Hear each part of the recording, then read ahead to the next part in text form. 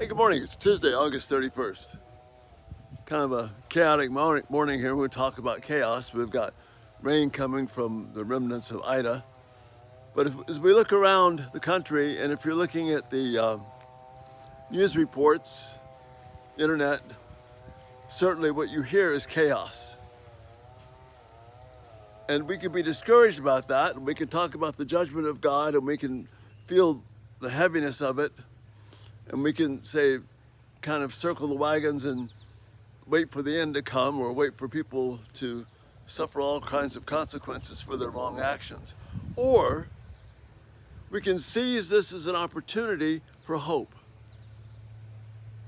See, God gave Jonah the opportunity to bring a message of repentance and truth to the Ninevites. And Jonah didn't want to do it. As he explains, he says, look, I know you're going to be merciful and all my efforts will be wasted because they'll go back, but I don't want to do it. And God persisted, as we know with the incident with the fish and all the rest of that. And Jonah went and delivered the message, and the people were overcome with repentance. And there's this vine and fig tree, which has, this vine of hope that we see in the thumbnail this morning. God is a God of hope. He's a God who brings hope out of chaos. And right now in our country, we've been doing it our way. And we as Christians get to answer the question lovingly, kindly, how's that working out for you to eliminate God? How's it working out not to cry out to Him in repentance? How is it working out to try and solve our own problems without talking about Him and not consulting His Word, not being broken before Him? There is hope in chaos because we can bring the gospel. The Christians in the first century did not have a pleasant scene at all, worse than ours by far.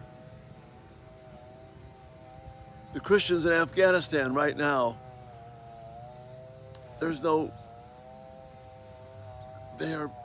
it's brutal what's happening to them. But God is not absent. There is hope because there is more of this life than what's here. There's the gospel. And we have a discouraged world around us, a discouraged country. You have discouraged friends and neighbors because they don't have the hope of the gospel and they can't get a sense of hope in the middle of all this chaos. But we know that there is hope in this. So we talked about last night. We value the unseen more than the seen. And the unseen is the message of gospel will go forth. God will bring His purposes about for a good end. We can be encouraged because people need to have the hope of the gospel. Our country has tried to do sex without God. We have tried to raise children without God. We have tried to educate without God. We have tried to govern without God. And now, instead of being mad and angry and nasty and calling judgment upon them, maybe it's the opportunity to bring the message for repentance. Maybe it's the opportunity to call out to God and ask for the hope of the gospel, the joy of the gospel, the unseen beauty of faith, to come to our country and to our neighbors, to our friends, to our family. Hope out of chaos is what God does. He's done it in each of our individual lives. He can do it beyond that. And the rain is about to start in earnest here, so I need to stop so I don't get wiped out. But thanks so much for being here today. And Lord willing, we'll see you this evening.